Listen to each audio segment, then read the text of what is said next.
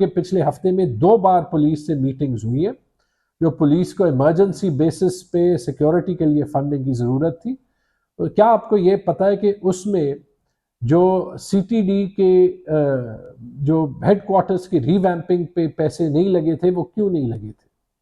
تو اس لیے نہیں لگے تھے کہ وفاقی حکومت کے فنڈ ٹرانسفر نہ ہونے کی وجہ سے، جیسے آپ سب کو پبلکلی پتہ ہے، ہمیں ڈیولپمنٹ ایکسپینڈیچر روکنا پڑا.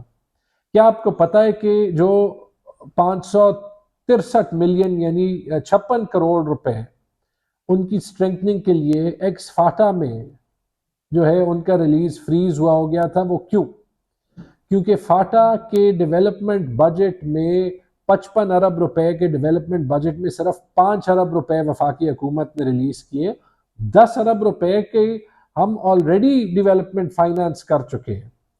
تو یہ وہ وفاقی حکومت ہے جس کو نیشنل انٹرسٹ بھی سپریم نہیں لگتا. اسحاق ڈار صاحب سے 1-2 بار ایکنیک کی میٹنگز میں ملاقات ہوئی ہے، اور وہاں پہ جو انگیجمنٹ ہوئی ہے تو وہ خوشگوار ہی ہوئی ہے.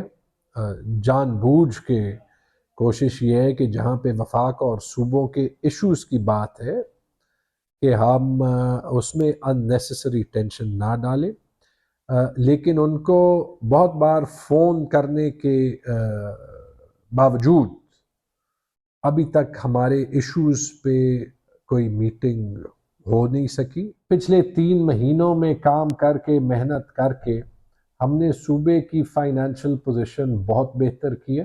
ہمیں اس میں کمپرومائزز کرنے پڑے تھے، لیکن جہاں پہ ہم اپنے اوور ڈرافٹ لمٹس کے بہت قریب تھے، بلکہ ان کو تقریباً 2-3 بار ٹچ کر گئے تھے.